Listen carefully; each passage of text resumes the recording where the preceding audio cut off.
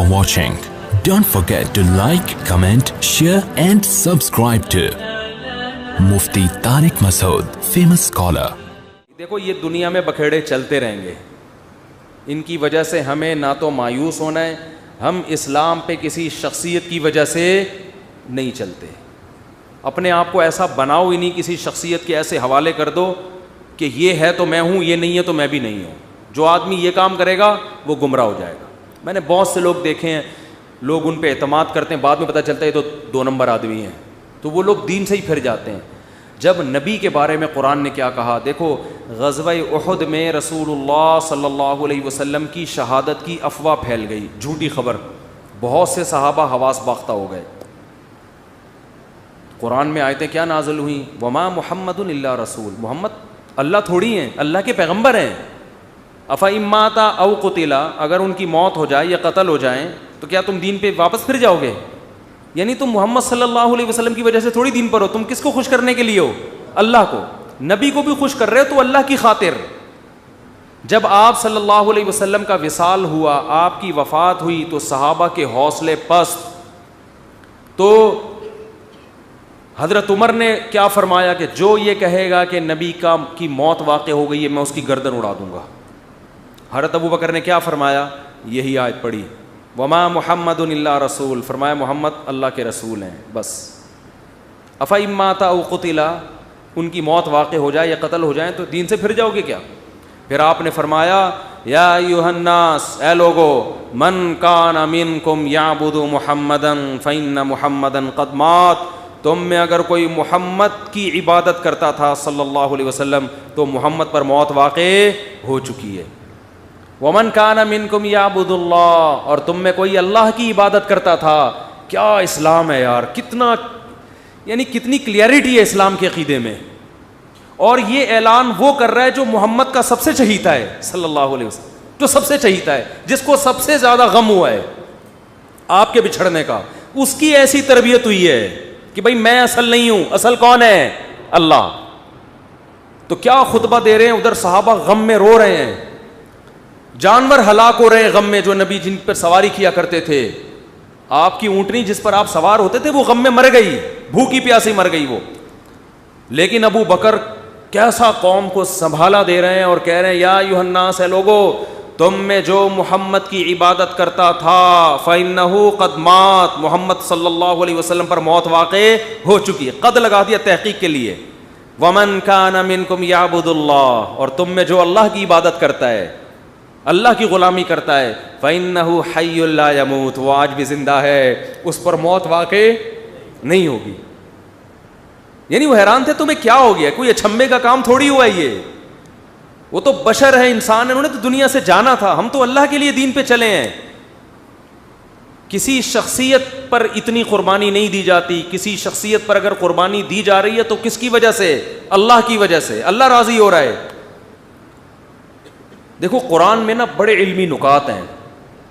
قرآن کہہ رہا ہے یعتذرون الیکم اذا رجعتم الیہم لترضوا عنہم.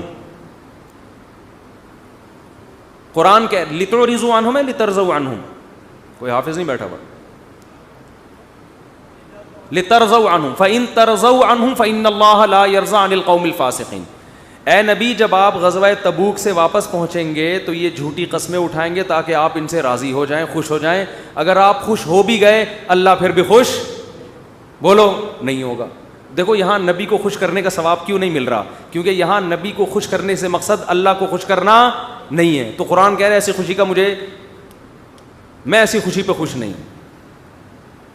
اور کعب ابن مالک, مرارہ ابن ربی اور ہلال ابن امیہ, ان 3 صحابی نے سچ بول کے نبی کو ناراض کر دیا. منافقین نے جھوٹ بولا نا کہ یہ عذر تھا, یہ عذر تھا, ہم تبوک میں اس لیے نہیں آ سکے, یہ مسائل تھے, یہ مسائل تھے. نبی عالم الغیب نہیں, آپ نے کہا چلو بھائی ایسے ہی ہوگا, آپ خوش ہو گئے, ٹھیک ہے بھائی جاؤ, کوئی سزا نہیں, کچھ بھی نہیں. اللہ نے کہا آپ خوش ہیں, اللہ نہیں خوش ان سے. دوسری طرف منافقین جو مخلص صحابہ تھے 3, کعب ابن مالک, مرارہ ابن ربی, ہلال ابن امیہ, یہ 3 صحابی نے سچ بولا. یا رسول اللہ کوئی عذر نہیں تھا, بس ہم سستی کی وجہ سے پیچھے رہے, کوئی عذر نہیں تھا, جانا چاہیے تھا, ہم پہ فرض تھا, لیکن باغ پک چکے تھے, سب کچھ تیار تھا, پھر بھی نہیں گئے, کوئی عذر نہیں ہے. سچ بولا نا, نبی غضبناک ہو گئے. نبی کیا ہو گئے؟ اس لیے نہیں کہ سچ بولا ہے, اس لیے کہ جب کوئی عذر نہیں تھا تو پیچھے رہنے کا کوئی جواز بنتا نہیں. آپ نے فرمایا قم, جاؤ یہاں سے, حتی یقضی اللہ فیکم, اللہ فیصلہ کرے گا تمہارے بارے میں. 40-50 دن بائیکاٹ ہوا, یہاں تک کہ صحابی کہتے ہیں نبی نے سلام تک کا جواب نہیں دیتے تھے. کیا گزری صحابہ پر, مگر قرآن کہہ رہے ہیں میں کیا تھا ان سے, بولو, راضی تھا, کیونکہ مجھے خوش کرنے کے لیے انہوں نے سچ بولا. تو پھر اللہ نے پیغمبر کو بھی راضی کر لیا بعد میں, اور اتنا خوش ہو گئے پیغمبر, فرمایا اللہ نے تمہاری تو. اچھا اور سنیں, اسلام کے عقیدے بتا رہا ہوں کتنے واضح ہیں کہ ہم اسلام کو فالو کسی مدرسے کے کسی بندے کی وجہ سے نہیں کرتے. اور یہ بھی بتا دوں, اس ایک بندے کی وجہ سے مدرسوں کو بدنام کرنا کہ مدرسے ایسے ہوتے ہیں, یوں ایسے ہوتے ہیں, یہ بھی وہی زیادتی ہے جس کا میں نے بھی تذکرہ کیا. جب حضرت کعب بن مالک کی توبہ قبول ہوئی تو ان کو خوشخبری پہنچی, وہ نبی کے پاس آئے. آپ صلی اللہ علیہ وسلم کا چہرہ حدیث میں آتا ہے استنار وجہہ کأن وجہہ قطعۃ قمر, ایسے چمک رہا تھا جیسے 14ویں کا چاند. آپ نے کیا فرمایا, ابشر بخیر یوم مر علیک منذ ولدتک امک, اے کعب اس دن کی خوشخبری قبول کرو کہ جس دن سے تمہاری ماں نے تمہیں جنا ہے, آج تک ایسا خوشی کا دن تمہاری زندگی میں نہیں آیا, اس دن کی مبارکباد ہو تمہیں. حضرت کعب مالک نے کیا کہا, امن کا ام من عند اللہ, یہ خوشخبری آپ کی طرف سے یا اللہ کی طرف سے؟ نہیں آ رہی بات. اس فکر میں لگے ہوئے ہیں کہ اللہ راضی ہے کہ نہیں ہے. دیکھو نبی کے راضی ہونے کا تو یقین ہو گیا نا. یہ نہیں سمجھ میں آئے گا, یہ تو آسان کیس نہیں ہے, بہت مشکل کیس ہے. ارے جب نبی کا چہرہ 14ویں رات کی طرح چمکتا ہوا دیکھ لیا, نبی مبارکباد بھی دے رہے ہیں کہ خوشخبری ہو اور سب معاف, بس اب میں راضی, اب میں خوش, تو کعب بن مالک کو فکر کیا لگی ہوئی ہے, نہ یا رسول اللہ ذرا کلیئر کریں بات, صاف بتائیں یہ خوشخبری اللہ کی طرف سے ہے یا یعنی اللہ بھی راضی ہوا ہے کہ نہیں ہوا؟ فرمایا لا بل من عند اللہ, نہ میری طرف سے نہیں, کس کی طرف سے؟